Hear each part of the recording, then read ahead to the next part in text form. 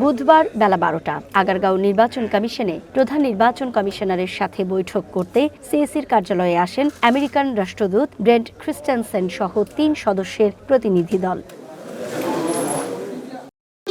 ভবিষ্যৎ হোক নিরাপদ, বিনিয়োগ হোক বিশ্বস্ত, আর আমার পছন্দ সল্ট বে। ওয়েলকাম টু সল্ট বে। প্রায় ঘণ্টাব্যাপী বৈঠক শেষে গণমাধ্যম কর্মীদের সাথে ক্রিস্টেনসেন জানান নির্বাচন নিয়ে তার দেশ জনগণের পক্ষে, আর যে কোনো নির্বাচিত সরকারের সাথেই কাজ করবে America. The United States government does not take sides in Bangladesh's elections. The outcome of the election is for the Bangladeshi people and only the Bangladeshi people to decide.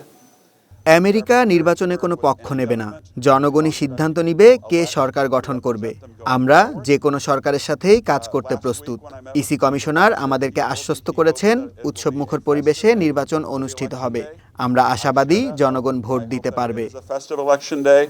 The Bangladeshi people are able to go and express themselves and that you have a very successful election. I feel very good about the information the Chief Election Commissioner shared with me.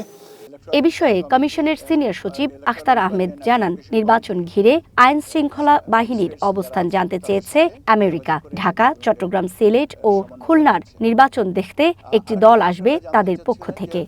কোনো জায়গায় কোনো আইন শৃঙ্খলা বাহিনী বা কারোর কাছ থেকে কোনো ওভারডুইং যে এর কোনো খবর আমরা পেয়েছি কিনা। আমি বললাম যে দেখেন, প্রাথমিকভাবে এই খবরগুলো আসে স্থানীয়ভাবে। আমাদের এখানে যদি আসে এমন কোনো এরকম কথা হয় আমাদের নলেজে নাই।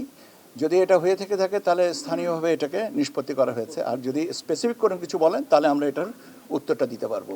ওনারা ওখান থেকে আপনার কোনো পর্যবেক্ষক দল আসবে না, তবে ইন্ডিপেন্ডেন্ট একটা দল আসবেন, যেটা মার্কিন যুক্তরাষ্ট্র থেকে এবং আপনার দূতাবাস থেকে, মার্কিন দূতাবাস থেকে ওনারা ঢাকা, সিলেট, চট্টগ্রাম এবং খুলনায় ওনাদের মতন পর্যবেক্ষণে যাবেন।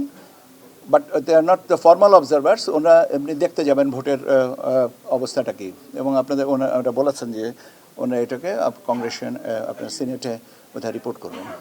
আচরণবিধি লঙ্ঘন, ব্যবস্থাপনা, গণভোট সহ নির্বাচনে আরও বিভিন্ন বিষয়ে ইসির কাছে জানতে চেয়েছে আমেরিকা বলেও জানান ইসি সচিব। মূলত যেটা জানতে চেয়েছিলেন যে আচরণবিধির বিষয়গুলো যে লঙ্ঘিত হচ্ছে, আমরা কিভাবে এটাকে ম্যানেজ করতেছি বা আমাদের ম্যানেজমেন্টটা কী। যে আমরা বলেছি, যেটা গতকালকেও আপনাদেরকে বলেছি, যে ইলেকট্রাল এনকোয়ারি অ্যান্ড অ্যাডজুডিকেশন কমিটির রেসপেক্টিভ রিটার্নিং অফিসার এনাদের কাছে, এবং এর পাশাপাশি আমরা ওইখান থেকে আমাদের কাছে যেগুলো নলেজ আসছে আমরা যেটা, যেমন আজকে সকালে একটা কমপ্লেন এসছে একটা পার্টিকুলার জেলার সম্পর্কে। একটা আমরা রিটার্নিং অফিসারের কাছে পাঠাবো, কেন আমাদের তো সেকেন্ডারি ইনফরমেশনের উপরে কাজ করতে হচ্ছে। আমি তো আর ওখানে ব্যক্তিগতভাবে ওখানে উপস্থিত নাই, কাজে আমাদেরকে রিটার্নিং অফিসারের কাছ থেকে তথ্য নিয়ে তারপরে যেটা প্রয়োজন সেটা করব, এবং এগুলো আমরা দ্রুততার সাথে নিষ্পত্তি করার চেষ্টা করছি। সুকন্যা আমির, ওয়ান নিউজ, ঢাকা।